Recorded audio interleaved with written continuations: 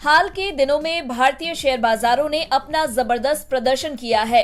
ताबड़तोड़ एक के बाद एक कामयाबी की मिसाल बनाता भारतीय बाजार पूरी दुनिया को हैरान कर रहा है। कुछ वक्त पहले तक जो विदेशी इन्वेस्टर्स भारत की अनदेखी कर रहे थे, वो भी फिर से भारतीय बाजारों में पैसा बनाने के लिए हड़बड़ी मचा रहे हैं। गुरुवार को सेंसेक्स ने तेजी के एक नए रिकॉर्ड को बनाते हुए पहली दफा 70,000 का जादुई आंकड़ा पार कर लिया। एक दिन में ही सेंसेक्स 930 अंकों से ज्यादा उछलकर बंद हुआ। इन्वेस्टर्स के 3.93 लाख करोड़ रुपए से ज्यादा महज एक दिन में बन गए। शुक्रवार यानी 15 दिसंबर को तो सेंसेक्स ने एक और रिकॉर्ड तोड़ा और ये 71,000 के पार चला गया। लेकिन आपको पता है, शेयर बाजार की इस रिकॉर्ड तेजी के पीछे सबसे बड़ा हाथ किसका रहा है?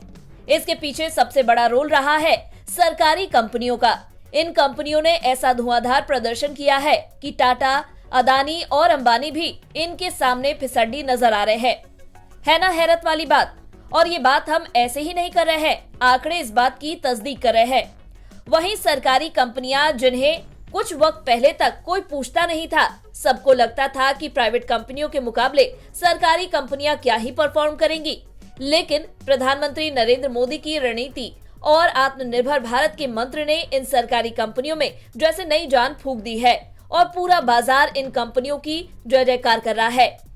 सरकारी कंपनियों यानी पीएसयूज को लेकर माहौल बदला तो बरसों से सुस्त पड़े इन कंपनियों के शेयर भी फर्राटा भरने लगे और यही वजह है कि सेंसेक्स के 70,000 के जादुई आंकड़े पर पहुंचने में इन कंपनियों का सबसे बड़ा रोल रहा है। आंकड़े बताते हैं कि 24 सितंबर 2021 को सेंसेक्स 60,000 पर पहुंचा था और उसके बाद के 10,000 अंकों के सफर में सबसे ज्यादा जोर पीएसयूज ने लगाया है। इस 2 साल की अवधि में पीएसयू कंपनियों का मार्केट कैप दोगुने से ज्यादा बढ़कर 46.4 लाख करोड़ रुपए पर पहुंच गया है।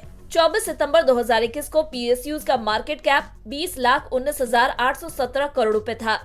14 दिसंबर 2023 को इन कंपनियों का मार्केट कैप बढ़कर 46,44,557 करोड़ रुपए के हाई पर पहुंच गया।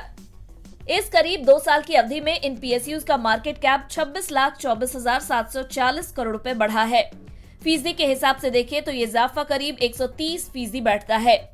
इस दौरान भारत के कुल मार्केट कैपिटलाइजेशन में इन सरकारी कंपनियों की हिस्सेदारी भी बढ़कर 13% पर पहुंच गई है।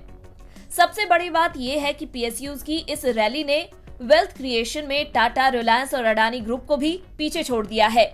24 सितंबर 2021 से 14 दिसंबर 2023 तक के आंकड़े देखें तो टाटा ग्रुप का मार्केट कैप 22,48,052 करोड़ से बढ़कर 27,40,887 करोड़ रुपए हो गया है और इसमें 33.7% का इजाफा हुआ है।